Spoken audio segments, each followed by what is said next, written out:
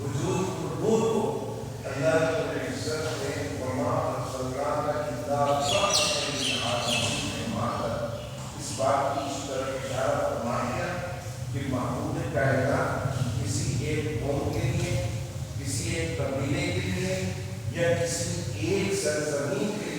تعلق نہیں بنائے گئے، بلکہ اللہ تعالیٰ نے آپ کی وجود، آپ کی نبوت، آپ کی رسالت سے پوری کائنات عالم کیا۔ یہ آپ صلی اللہ علیہ وسلم کا اعزاز، یہ آپ صلی اللہ علیہ وسلم کا ایک ایسا معجزہ ہے کہ آپ صلی اللہ علیہ وسلم کی نبوت وہ مبارک نبوت ہے کہ جس پر اللہ تعالیٰ نے تمام انبیاء کی نبوت کو جوڑا۔ آپ صلی اللہ علیہ وسلم کی نبوت وہ مبارک نبوت ہے کہ جتنے انبیاء آئے یا تو وہ پچھلے انبیاء کی نبوت اور ان کے سلسلوں کو آگے لے کر چلے، لیکن محمد رسول اللہ صلی اللہ علیہ وسلم کے دنیا میں آئے تو اللہ رب العزت نے ان کو ایسی شریعت عطا کی جس شریعت کسی اور کی تعبیر نہیں۔ تو یہ اگر آپ کی اس نبوت کی موجودگی میں جب عیسیٰ علیہ السلام تشریف لائیں گے تو وہ بھی آپ کی امت بن کر آئیں گے۔ آپ صلی اللہ علیہ وسلم کی ایک حدیث جس میں آپ صلی اللہ علیہ وسلم نے فرمایا مجھ سے پہلے جتنے نبی آئے، مجھ سے پہلے جتنے رسول آئے، اللہ تعالیٰ نے سب کو معجزات دیا، اللہ تعالیٰ نے سب کو معجزات سے نوازا، لیکن سب کے معجزات اس وقت اور اس حالات کے لیے تھے۔ مجھ کو اللہ تعالیٰ نے ایک ایسا معجزہ عطا کیا جو میری دنیا پر قائم بنائے۔ مجھ کو اللہ تعالیٰ نے ایک ایسا معجزہ عطا کیا جس کو قیامت تک اللہ رب العزت کی طرف سے معجزہ ہونے کی کیفیت حاصل ملے گی۔ صحابہ کرام رضی اللہ تعالیٰ عنہم اجمعین کی حضور کو کون سا معجزہ ہے؟ آپ صلی اللہ علیہ وسلم نے فرمایا قرآن مجید کا معجزہ۔ قرآن مجید کا ایسا معجزہ فرمایا قیامت تک اللہ تعالیٰ کی طرف سے اس کا اعزاز ایسا انسانیت پر جاری رہے گا کہ ہر انسان قیامت تک اس قرآن مجید کو پڑھتا رہے گا، اور سب سے بڑا اس کا اعزاز یہ ہوگا کہ قرآن مجید سینوں میں محفوظ ہے، اور جن کے سینوں میں قرآن مجید محفوظ ہوگا، فرمایا قرآن کا نزول جس مقام پر، میری نبوت کا نزول جس مقام پر، میری رسالت جس مقام پر اللہ تعالیٰ نے اتاری، اس نزول وحی کی وجہ سے اللہ تعالیٰ نے میری نبوت کے ساتھ اس مقام کو، اس علاقے کو اور اس علاقے کے ماننے والوں کو مبارک قرار دیا۔ تو ذرا تصور کرو ان کے سینوں میں یہ قرآن محفوظ ہوگا، کیا وہ مبارک نہیں ہو؟ وہ بھی مبارک۔ میرے دوستو، یہ قرآن کا اعلان ہے۔ آپ صلی اللہ علیہ وسلم جب اس پورے زمین پر تشریف لا رہے ہیں تو اللہ رب العزت کی طرف سے اس بات کا پیغام مل گیا کہ اللہ رب العزت نے آپ کی نبی کا انتخاب کر کے ان کی پیدائش کو بھی اس پر ظاہر زمین پر ظاہر کر دیا، اور آج جب ان کی پیدائش ظاہر ہوتی ہے تو فرمایا آپ صلی اللہ علیہ وسلم کی پیدائش کے ساتھ بھی بتوں کے اوپر ایسا لرزہ طاری ہوا کہ خود کا خود اپنے مقام سے گر کر زمین پر ایسے ڈھیر ہوئے کہ ٹوٹے ٹوٹے۔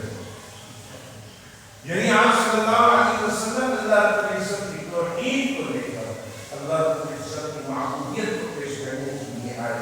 آپ صلی اللہ علیہ وسلم اس روئے زمین پر ایک ایسی مبارک ہستی بن کر آئے کہ اللہ رب العزت کی طرف سے کائنات عالم میں اللہ رب العزت نے پیغام سنا دیا، میرے محبوب وَرَفَعْنَا لَكَ ذِكْرَكَ، ہم نے تو آپ کے ذکر کو ایسا بلند کر دیا کہ قیامت تک میری توحید کے ساتھ، میرے نام کے ساتھ جب جب میری توحید کو پیش کیا جائے گا، جب جب میرا نام لیا جائے گا، محبوب میرے نام کے ساتھ آپ کا نام بے شک لا الہ الا اللہ کا ذکر کرتے ہیں، جب تک محمد رسول اللہ نہیں پڑھتے اس وقت تک لا الہ الا اللہ پڑھ کر بیٹ کو ختم کیا جاتا ہے تو ختم اس وقت تک نہیں ہوتا جب تک کہ محمد رسول اللہ پڑھ کر نماز شروع کی جاتی ہے اللہ رب العزت کی طرف سے، نماز میں کبریائی کو پیش کرنے کے لیے اللہ رب العزت کی کبریائی کو بلند کیا جاتا ہے، اللہ اکبر کا نعرہ لگا کر اپنے آپ کو تکبیر تحریمہ کے طور پر میں اور آپ دنیا اور اس کے تمام تعلقات سے بالکل منتقل کرتے ہیں، اور جب نماز میں تعلق میرا دنیا کے ساتھ منتقل ہو جاتا ہے تو فرمایا نماز کے اختتام پر تم نے سلام بھیجنا ہے، سلام بھیجنے سے قبل اللہ رب العزت نے محبوب نبی کا طریقہ اپنا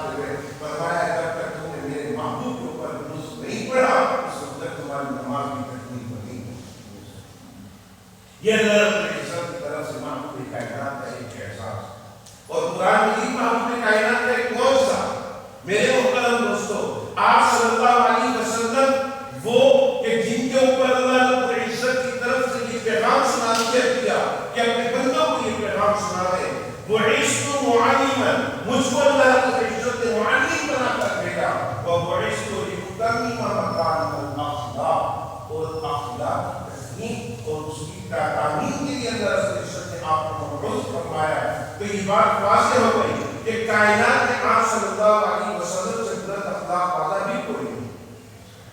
آپ نے اپنے اخلاق کا مظاہرہ کس طرح کیا؟ آپ صلی اللہ علیہ وسلم راستے سے گزرتے، ایک یہودی خاتون نکلتی اپنے گھر سے اور دیکھتی محمد گزر رہے ہیں اس راستے سے، وہ آپ صلی اللہ علیہ وسلم کے اوپر اپنے گھر کا سارا کچرا ڈھیر سب جمع کر کے انتظار کرتی کہ محمد ابھی اس راستے سے گزریں گے، میں ان کے اوپر وہ کچرا ڈالوں گی. وہ عورت روزانہ کا معمول بنا لیا. آپ صلی اللہ علیہ وسلم کے اوپر کچرا ڈالتی، آپ کچرے کو جھاڑ کر آگے نکل جاتے. روز کا معمول بنا ہوا. آپ صلی اللہ علیہ وسلم پیچھے مڑ کر نہیں دیکھتے. آج آپ صلی اللہ علیہ وسلم اس راستے سے گزرتے ہیں، راستے سے گزرنے کے بعد آگے جاتے ہیں، ٹھہرے جاتے ہیں. کئی لوگ آپ کو دیکھ رہے ہیں کہ روزانہ محمد یہاں سے گزرتے ہیں، خاتون ان کے اوپر کچرا ڈالتی، بد اخلاقی کا مظاہرہ کرتی ہے اور محمد پیچھے مڑ کے نہیں دیکھتے. آج خاتون باہر نہیں نکلی، آج خاتون نے اپنی بد اخلاقی کا مظاہرہ نہیں کیا، آج خاتون نے محمد کے اوپر کچرا نہیں ڈالا. آج محمد آگے جا کے رک جاتے ہیں اور پھر پیچھے مڑ کر دیکھتے ہیں، واپس الٹے پاؤں گزر کے جاتے ہیں اور پھر آپ صلی اللہ علیہ وسلم اس کے دروازے کی طرف دیکھتے ہیں. دوسری دفعہ گزر گیا، عورت آئی نہیں آئی. تیسری دفعہ گزرنے پر آپ صلی اللہ علیہ وسلم نے کسی سے پوچھا کہ یہاں سے روزانہ خاتون ہی کرتی تھی، عمر رسیدہ ہے لیکن آج کیوں نہیں کی؟ فرمایا رات سے وہ بیمار ہے، رات سے بیمار ہے اور حالت یہ کہ اپنے بستر سے نہیں اٹھ سکتی. آپ صلی اللہ علیہ وسلم اس کے گھر پر جا کر دستک دیتے ہیں. اندر سے ایک خاتون کی آواز آتی ہے، کون؟ آپ صلی اللہ علیہ وسلم فرماتے ہیں محمد. وہ عورت گھبرانے لگتی ہے، کب کپاہٹ شروع ہو جاتی ہے کہ اتنے عرصے سے میں محمد کے اوپر کچرا ڈال رہی تھی، آج محمد میرے گھر پر دروازے پر دستک دے کر کھڑے ہوئے ہیں، یقیناً آج ان تمام چیزوں کا بدلہ مجھ سے ہے. وہ گھبرانے لگے. آپ صلی اللہ علیہ وسلم انتظار کرتے ہیں، دوبارہ دستک کی بیوی اجازت ہو تو اندر آؤ. آپ صلی اللہ علیہ وسلم کی طرف آواز آئی تو ہم باقی ہوئی کہ اندر تشریف لے آئے. آپ صلی اللہ علیہ وسلم اندر جا کر اس خاتون کی خبرداری کرتے ہیں، اس کی طبیعت پوچھتے ہیں. طبیعت پوچھنے کے بعد اندر دیکھتے ہیں گھڑی میں پانی ہوتا ہے. آپ صلی اللہ علیہ وسلم پانی کٹورے میں نکالتے ہیں، اس خاتون کو پیش کرتے ہیں. وہ خاتون ایک دم حیران پریشان، کیا بات ہے؟ آپ صلی اللہ علیہ وسلم اس کو اپنے ہاتھوں سے پانی پلاتے ہیں. آپ صلی اللہ علیہ وسلم کہتے ہیں کہ اگر بخار زیادہ ہے تو چہرے پر پانی ڈالیں. وہ خاتون آپ صلی اللہ علیہ وسلم کی طرف تصور بڑی نگاہوں سے رونا شروع کر دیتی ہے. آپ صلی اللہ علیہ وسلم فرماتی ہیں کیوں رو رہی ہے؟ کہتی ہے کہ میں روز اس بات پہ رہی ہوں کہ میں روزانہ آپ کے ساتھ اس قدر زیادتی کرتی رہی، ایک مرتبہ نہیں، دو مرتبہ نہیں، ایک دن نہیں، ایک ہفتہ نہیں، میں مہینے گزر گئے آپ کے ساتھ زیادتی کرتی رہی، بد اخلاقی سے پیش آتی رہی. آپ کو مکہ کا سب سے بڑا دشمن سمجھتی رہی، مکے والوں کے اختلاف کا سب سے بڑا دشمن سمجھتی رہی. آج میں آپ کی اخلاق دیکھتی ہوں، آج میں یہ سمجھی جب آپ کی دستک کی آواز آئی تو مجھے ایسا محسوس ہوا کہ آج محمد مجھ سے ان تمام چیزوں کا بدلہ لیں گے جتنے عرصے سے میں محمد کے اوپر کچرا ڈال رہی تھی، محمد کو تکلیف پہنچا رہی تھی، محمد کے اوپر میں سارا گند ڈال رہی تھی. آج مجھے اس بات کی گھبراہٹ ہوئی کہ آپ مجھ سے بدلہ دیں گے، لیکن میں آپ کے اس کے اخلاق سے متاثر. کیا آپ میری تیمارداری کر رہے ہیں؟ آپ میرے لیے کٹورا بھر کے پانی لا رہے ہیں، آپ میرے کو اچھا مشورہ دے رہے ہیں، یہ کیا بات ہے؟ آپ صلی اللہ علیہ وسلم نے فرمایا بیبی اللہ تعالیٰ نے مجھے نبی بنا کر بھیجا ہے، اللہ رب العزت نے مجھے اس کے اخلاق کے ساتھ انسانیت کے لیے رحمت بنا کر بھیجا ہے. میں اپنی اس وجود رحمت کو، اپنی اس نبوت کے رحمت کے ذریعے کو کیسے تم لوگوں سے کر سکتا ہوں؟ وہ عورت اپنے ہاتھوں کو آگے کرتے ہوئے کہتی ہے حضور اگر اجازت دیجیے اور اس بات کی اجازت ہو تو میں آپ کے ہاتھوں میں اپنے ہاتھ ڈال کر آپ کی نبوت پر ایمان لانا چاہتا ہوں. آپ صلی اللہ علیہ وسلم نے اس کو کلمہ پڑھایا، اس نے اخلاق کا مظاہرہ کیا. آپ صلی اللہ علیہ وسلم کی ذاتی مبارکہ پر جب کوئی بات آئی آپ نے اس کا بدلہ نہیں دیا. آپ صلی اللہ علیہ وسلم کی ذاتی مبارکہ کو تکلیف پہنچائی، آپ نے بدلہ نہیں دیا. آپ صلی اللہ علیہ وسلم کو پہاڑ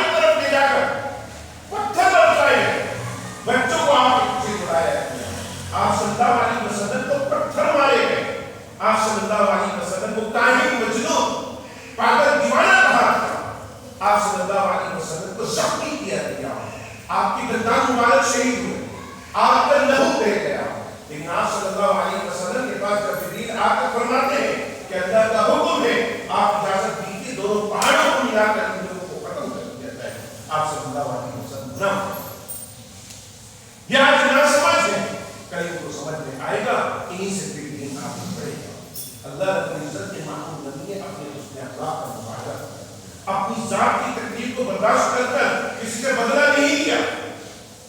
آپ صلی اللہ علیہ وسلم بستر عیادت پر ہیں، مدینے میں آپ صلی اللہ علیہ وسلم کے آخری ایام چل رہے ہیں، اور آپ صلی اللہ علیہ وسلم کی اتنی عیادت اور اتنی ذوق کی حالت میں ہے کہ ایک طرف حضرت عباس رضی اللہ تعالیٰ عنہ اور ایک طرف حضرت علی مرتضیٰ رضی اللہ تعالیٰ عنہ، آپ صلی اللہ علیہ وسلم کے کندھوں پر ہاتھ رکھ کر اور پاؤں رگڑتے ہوئے مسجد میں داخل ہوتے ہیں۔ صحابہ کرام حیران ہو جاتے ہیں۔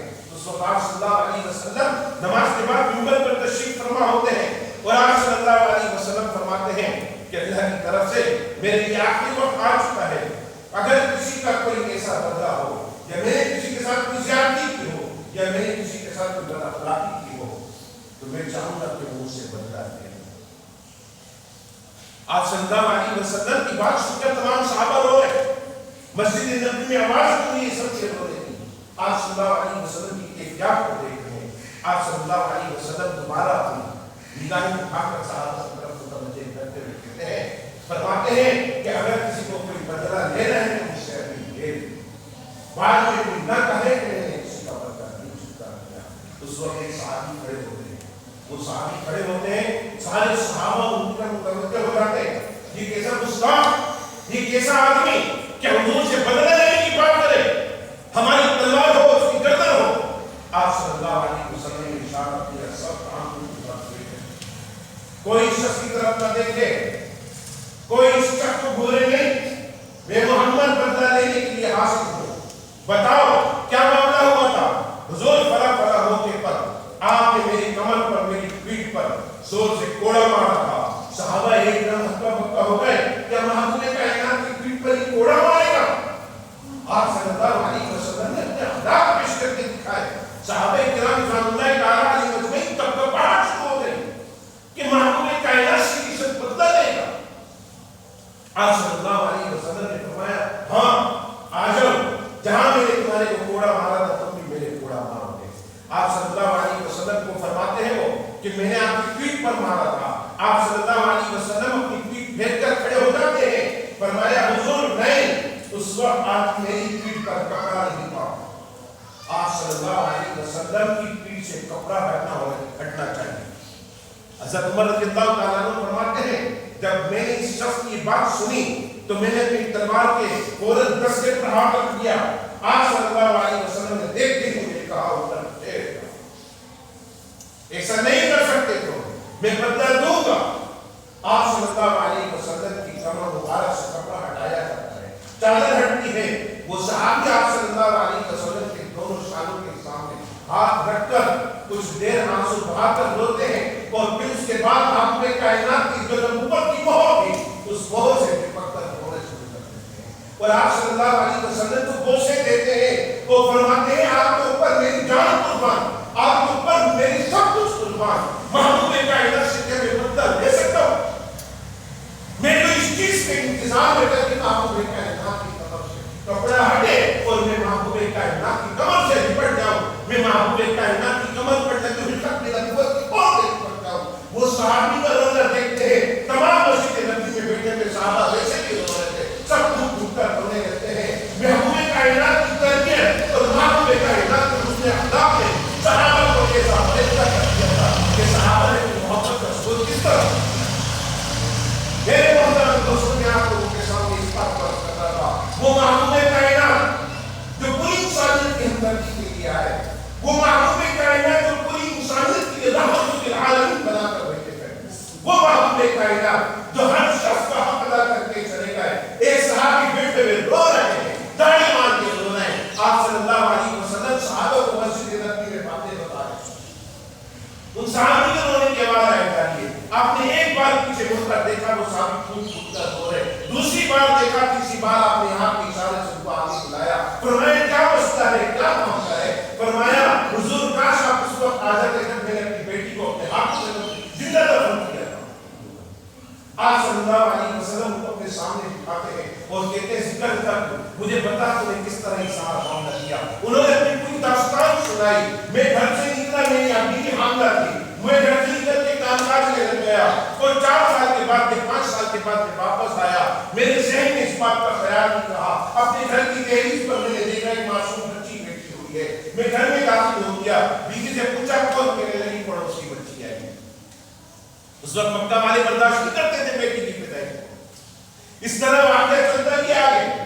وہ سناتے گئے, صحابہ سن رہے ہیں, آپ صلی اللہ علیہ وسلم سن رہے ہیں, آنکھوں سے آنسو بہ رہے ہیں, وہ سنا رہے, سب رو رہے, ہچکیاں بن گئی. حضور رات آ گئی, میں نے دیکھا بچی دہلیز پر بیٹھی ہوئی دروازے سے ٹیک لگا کر سو گئی. میں نے بیوی سے کہا کون بچی ہے؟ جو بچی اس کو اس کے گھر بٹھاؤ. فرمایا اس کے والدین دھیان میں نہیں ہے, جس کی وجہ سے وہ یہاں پر ہے.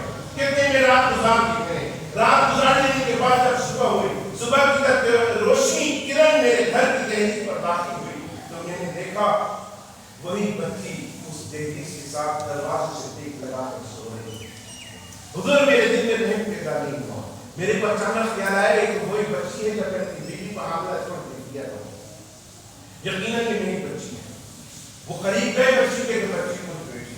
بچی کو میں نے دیکھا, بچی کو دیکھ کر مجھے اس کے نیک نقش سے محسوس ہو گیا کہ اس کے نیک نقش اپنی ماں سے ملے. میں نے بچی کا ہاتھ پکڑا, بچی نے فوراً میری انگلی تھام. میں بچی کو لے کے اس میدان کی طرف, اس جنگل کی طرف بڑھا جہاں پر مکہ کے لوگ اپنی بچیوں کو زندہ دفن کیا کرتے تھے. حضور نے اپنی بچی کو لے کے جا رہا. میری بچی میرا ہاتھ پکڑ کر چل رہی, اچھل اچھل کر قدم لے رہی. میں ساتھ اس کو لے کے جا رہا. اس نے مجھ سے کچھ نہیں مانگا. اس نے مجھے ایک نہیں کئی بار بابا کہا. میرے دل میں رحم نہیں آیا. حضور نے اس کو لے کے گیا اس مقام پر جہاں پر لے جا کر اس بچی کو دفن کرنا تھا. میں نے اس بچی کے دفن کرنے کے لیے اس جگہ پر گڑھا شروع کیا. میں نے دیکھا وہ بچی بھی اپنے ننھے ہاتھوں سے اس گڑھے میں میری مدد کر رہی ہے. میں کچھ دیر کے لیے سانس لینے کے لیے بیٹھا. میری پیشانی پسینے سے تر گئی. اس بچی نے اپنا پلو اٹھا کر میرا پسینہ صاف کیا. میرے دل میں رحم نہیں آیا. حضور نے اس بچی کو کھٹا کرنے کے بعد گڑھا جب اس قابل ہو گیا کہ اس بچی کو لٹایا جا سکے, میں نے اس بچی کو لٹایا. وہ معصوم بچی لیٹ گئی لیکن اسے کوئی فریاد نہیں کی. حضور نے اس کے اوپر مٹی ڈالنی شروع کی. صحابہ کرام کی آواز اور زیادہ اٹھنے لگی. آج صحابہ کرام کو دیکھتے آپ بھی رونا شروع کر گئے. اتنا روئے کہ آج سے اپنی داڑھی مبارک کر ہو گئی آنسو سے. صحابہ کرام صلی اللہ علیہ وسلم اس صحابی کی باتیں سن رہے ہیں. وہ صحابی بات سنا رہے ہیں. جو آگے بڑھتے جا رہے, درد اور زخم میں اضافہ ہوتا جا رہا ہے. ہچکیاں بڑھتی جا رہی ہیں. صحابہ کی مجلس مسجد نبی میں بیٹھے ہوئے, مسجد نبی سب کے رونے سے گونج رہے تھے. اور وہ بتا رہے ہیں حضور میں اس کے اوپر مٹی ڈالے جا رہا تھا اور وہ بچی میرے ساتھ غلط کرنے میں اپنے دونوں ہاتھوں سے اپنے وجود پر مٹی ڈالتی گئی, یہاں تک کہ اس کے سینے پر مٹی آئی. اس کے منہ کے قریب جب مٹی آئی تو بچی نے مجھے آواز دے کر کہا بابا میرا دم گھٹ رہا ہے, بابا میرا دم گھٹ رہا ہے. وہ صحابی اپنے دونوں ہاتھوں سے اپنی آنکھوں کو بند کرتے ہیں اور اپنی رانوں پر ہاتھ رکھ کر اور گھٹ گھٹ کر روتے ہیں. ہچکیاں بن جاتی ہیں اور پھر منہ اٹھا کر کہتے ہیں حضور آپ اس وقت کیوں نہیں بلایا.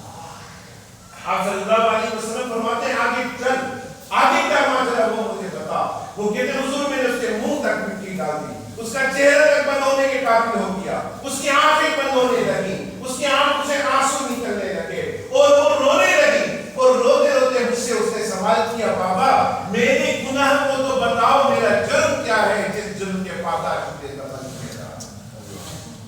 حضور نے اس کے چہرے تک مٹی ڈال دی, میرے دل میں رحم پیدا نہیں ہوا. حضور اس بچی کے پورے چہرے پر میں مٹی ڈال کر جب ہاتھ جھاڑنے لگا تو اس وقت بھی اس مٹی کی قبر سے آواز آ رہی تھی میرے بابا مجھے بتاؤ میرا جرم کیا ہے, میرے کو کس جرم کے پاداش دفن کیا جا رہا ہے, مجھے کس جرم کی سزا دی جا رہی ہے. آپ صلی اللہ علیہ وسلم صحابہ روئے جا رہے ہیں اور وہ روتے روتے بے ہوشی کے قریب پہنچ گئے اور آپ صلی اللہ علیہ وسلم کے گھٹنوں پر سر رکھ کر کہتے ہیں حضور آپ اس وقت کیوں نہیں آئے, آج تک میرے کانوں میں اس بچی کی آواز پہنچ رہی.